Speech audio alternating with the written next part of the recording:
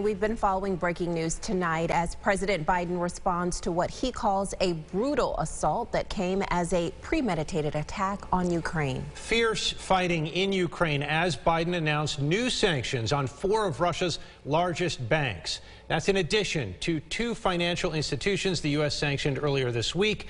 Biden added the U.S. and its allies will impose new export controls, blocking Russia's high-tech imports and hampering the country's military and tech capabilities. But the Ukrainian people have known 30 years of independence, and they've repeatedly shown that they will not tolerate anyone who tries to take their country backwards. This is a dangerous moment for all of Europe, for the freedom around the world. Putin has committed an assault on the very principles that uphold the global peace. We're continuing team coverage on this as we hear from our community tonight. First, we're going to start with Amel Elhel, who joins us now live from the Ukrainian Culture Center in Webster. Amel, you spoke with quite a few people today who have family, friends in Ukraine. What have they told you? Adam, most of the folks I spoke with today say that they're absolutely devastated by what they are hearing from their friends and family in Ukraine. And right now, they are just simply asking the community to stop for a moment and listen.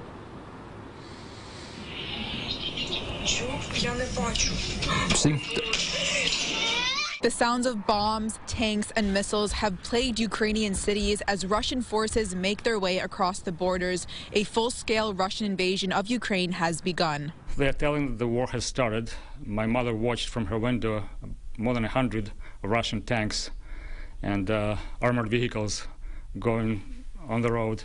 So they are all worried that what would happen next. Oleg Lebedko is the honorary consul of Ukraine in Rochester and has been advocating for the continuation of Ukrainian independence since Russia first started showing signs of attempted invasion. But despite the effort, the invasion was unable to be stopped.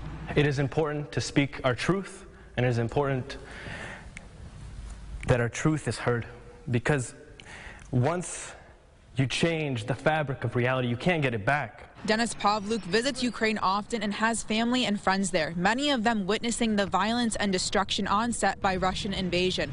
Roman Osipov is in the same boat, his cousins blowing up his phone with videos like this. But something's got to stop, because, I mean, that innocent cry that you hear, I mean, it could be at our doorstep tomorrow. It could be in a European doorstep. It could be in France. It could be in anywhere. Tarasyeko is the president of the Ukrainian Cultural Center Board and says they are doing everything they can to help their families back home, including organizing funds for the Rochester community to donate to. We kind of feel, helpless because, as you said, we can't do much. But whatever little we can do, we want to make the greatest impact possible with our efforts. The Ukrainian Cultural Center here in Rochester, right behind me, in Webster, they're holding a meeting right now for anybody who's interested. They're also accepting donations through the Ukrainian Federal Credit Union if you would like to participate. For an hour live in Webster, Amel Elhel, News 8.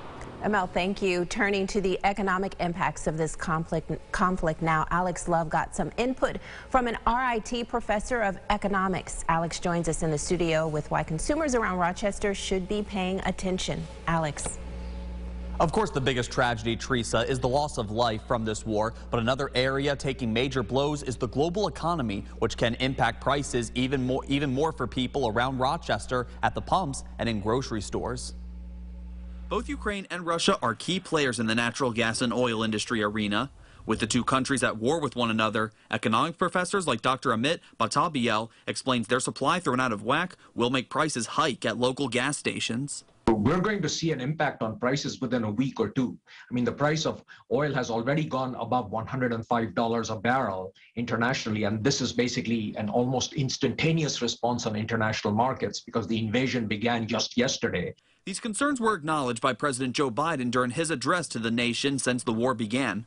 But options are limited to what the federal government can do to lift this burden. Convince large trading partners that produce a lot of oil, example Saudi Arabia, to extract and sell more oil in the short run. And that will have a positive impact on making sure that prices don't go up too much. That's the external measure.